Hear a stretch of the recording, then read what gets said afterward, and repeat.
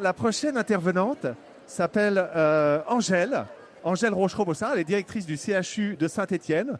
Si vous allez sur l'Internet, sur LinkedIn, vous allez voir qu'il y a beaucoup de lignes dans son parcours. Donc elle a fait beaucoup de choses.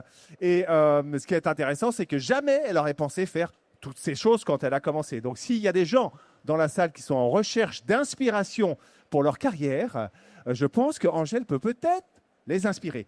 Un maximum d'applaudissements pour Angèle, s'il vous plaît.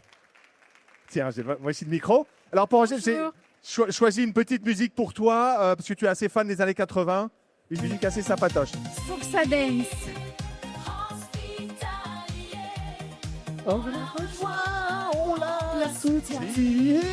Encore un coup. Hospitalier. On la rejoint, on la soutient. On est bien, Angèle. À toi la parole. Effectivement, comme tu l'as dit, moi, il y a 29 ans, j'étais infirmière dans un hôpital de l'Ouest et j'aurais jamais imaginé aujourd'hui être devant vous pour partager mon attachement à l'hôpital et aux hospitaliers. Et donc aujourd'hui, je suis directrice, pas directrice du CHU, attention, on va pas spoiler. Oui. Donc je suis directrice au CHU de Saint-Étienne. Alors, jamais je n'aurais imaginé faire un tel parcours, on l'a déjà dit. J'ai fait quelques datas, j'aime bien la data. Moi, je suis un consultant sur le parcours d'Angèle. Angèle, c'est 12 postes, 2 régions, 5 services, 3 écoles. Et donc, vous pouvez aller le vérifier tout de suite sur LinkedIn. C'est 20 expériences sur LinkedIn. Évidemment, on n'a pas compté le nombre d'hospitaliers avec lesquels elle a travaillé. Ça serait un petit peu beaucoup. Et si on met son parcours de façon plus linéaire en étapes, ça fait tout ça. Ça fait pas mal de choses, quand même, Angèle. Mais on ne va pas tout raconter. Non, je vais partager quelques moments de ce parcours, surtout pour partager ceux que j'ai eus avec des gens importants, qui me sont chers. Voilà. Et je vais commencer par le service de gériatrie. Moi, quand j'ai commencé comme infirmière, on démarrait tous par la gériatrie, c'était comme ça. Et bien que ce soit pas par choix, ça a été une super expérience. Quand on est jeune, apprendre des personnes âgées, c'est hyper enrichissant, touchant. Et donc, j'ai beaucoup appris de ces expériences des personnes âgées et puis de mes collègues à l'époque, parce que quand on est jeune professionnel, on a plein de trucs à penser qui nous font flipper et auxquels on a besoin par exemple, le tour des médicaments. On a partagé cette expérience. Voilà, quand on est dans un service de 40 résidents. Je vois qu'il y a des gens qui acquiescent, qui ont travaillé en gériatrie. On se retrouve. Hein. Oui. Voilà, les premières nuits, on en rêve. Hein. Oui. D'accord. Un espèce de rêve, mi-cauchemar. Ouais, c'est ça. J'imagine. On se refait le tour des chambres, le nom des malades, quel traitement. Voilà, des bons D'accord. moments. Et alors, est-ce que tu as le souvenir d'une hospitalière en particulier? Parce que quand on commence, j'imagine qu'on a particulièrement besoin d'accompagnement. J'avais une super l'époque. collègue, Patricia, qui était une ancienne aide-soignante, qui était à l'école d'infirmière avec moi, à l'IFSI. Et ça a été mon coach. On se partageait le timing. T'as bien avancé, t'as fait ça, t'es pas en retard. Parce que voilà, c'est dans les services, par exemple, si on commence à servir les repas alors que vous n'avez pas fait les glycémies, ça va mal.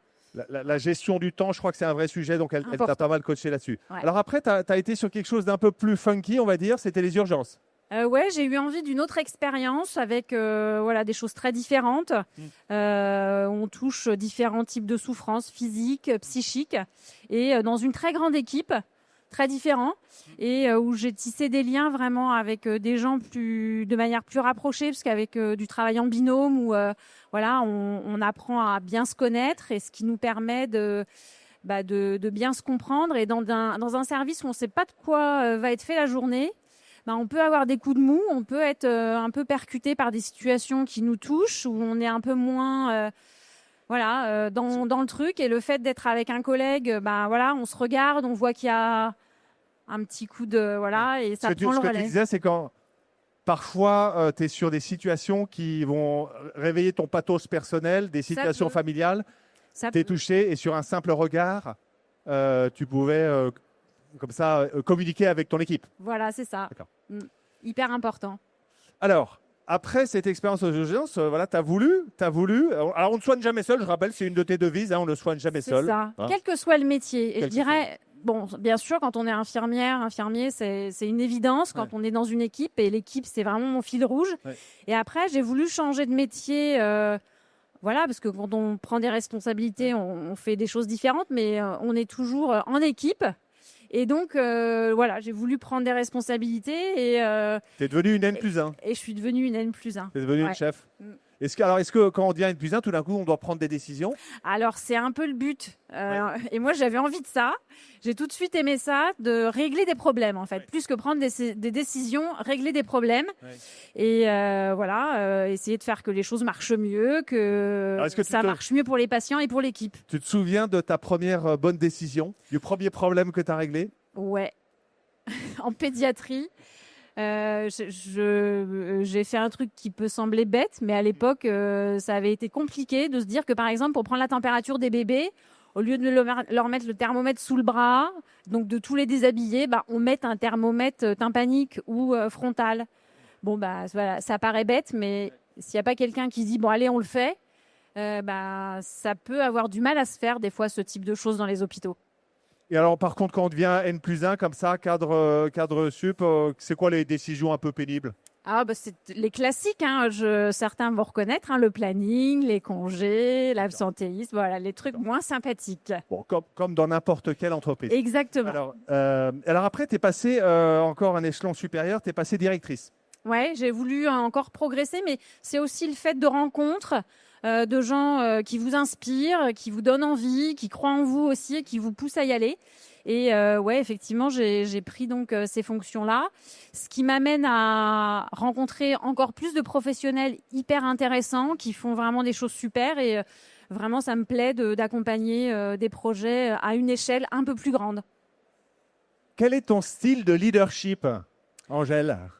Alors, certains membres de mes équipes me disaient Madame Plus. Alors moi, c'est toujours plus. Mais bon, voilà, j'ai l'idée quand même de partager beaucoup, de chercher chez mes équipes aussi comment ils voient mon management, comment ils voient les choses, d'être très participative, de donner des caps, donner un cap, donner une vision, mais toujours partager comment on va y arriver ensemble.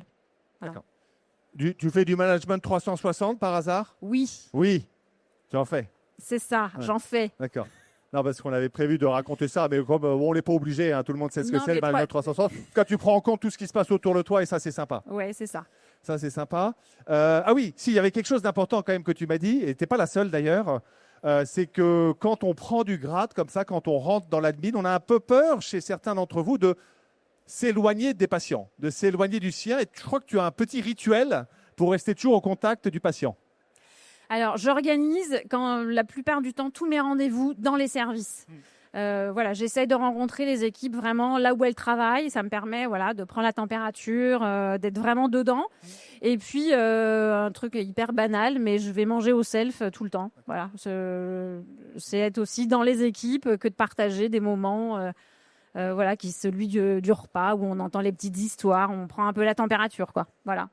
Donc, tous ceux qui veulent faire un petit tour au CHU de Saint-Étienne, à l'heure du déjeuner, il y a Angèle qui est au self. D'accord? Alors, merci. Je crois, en plus, tu as une grosse journée parce que tu as postulé à un trophée d'innovation. Alors, résultat? Le résultat, c'est tout à l'heure. Le pitch est passé. D'accord. Ça s'est bien passé? Ça s'est bien passé. Voilà, trophée d'innovation. Merci. Juste un petit mot peut-être pour nous dire c'est quoi cette innovation que tu portes? C'est un service qu'on a mis en place au CHU de Saint-Étienne, CancerDiag ça s'appelle, guichet unique d'accès au diagnostic des cancers pour 10 filières différentes et on espère développer pour essayer de faire en sorte que ce soit simple pour les malades et les professionnels quand on est face à un doute sur une maladie qui peut vraiment faire peur. Ça a l'air très bien. Moi, je voterai pour, personnellement. Alors, je t'ai demandé de me donner des hospitaliers quand même. On a fait un petit mash-up. Donc là, il y a plein de gens avec qui tu as travaillé qui ont compté pour toi. Hein. C'est ça. D'accord. Différentes équipes, différents endroits. Et c'est vrai que j'avais du mal à faire un choix de qui. Mais on a quand même fait un petit peu. Et là, c'est déjà un choix parce qu'il n'y a pas tout le monde. Alors, il y en a quand même un en particulier qui t'a touché. Ouais. Celui-là. Donc, ce n'est pas celui-là, hein, on est d'accord? C'est celui-ci. Je ne sais pas si vous voyez bien de loin. Il est très content. Pourquoi est-ce qu'il est très heureux? Alors ça, c'était le 14 juillet 2020. Peut-être certains d'entre vous avaient été sollicités pour que des délégations de soignants aient été invitées par le président à participer à la cérémonie du 14 juillet. Donc nous, on avait une petite délégation, dont Eric, cadre de santé hygiéniste de mon équipe. Et en fait, une fois arrivé sur place, il m'envoie un texto en me disant « Écoute, t'imagineras pas, je suis porte-drapeau, je serai en première ligne. » Et donc, le moment pas menti, venu, hein. on était tous devant la téloche à checker le passage d'Eric et on a tous pris plein de photos de la télé. Voilà. Et si quelqu'un peut prendre une photo pour que j'envoie la photo. Ah à Eric, oui, on peut prendre comme tout à ça, fait une photo. Et voilà, c'est ça l'esprit team hospitalier aussi. Tout à fait, tout à fait. C'est ça, voilà. Alors on va prendre C'était une un photo de super ça. moment. Et on va pas prendre une photo de cette dernière photo parce que malheureusement, comme vous le savez, Saint-Étienne va redescendre en deuxième division. Mais Donc voilà, toujours. voilà, supporters toujours. C'est Ouais, pas grave, ça c'est remontera. Là, vous saviez pas encore. Là, on savait pas, mais on se préparait aussi pour D'accord. le tournoi de foot FHF, le tournoi des soignants qui a lieu à Saint-Étienne cette année. Donc, on avait double raison d'être supporter en vert. Et voilà, c'est mon équipe aujourd'hui, ça. Voilà. Je propose qu'on mette un maximum d'applaudissements pour Angèle, s'il vous plaît.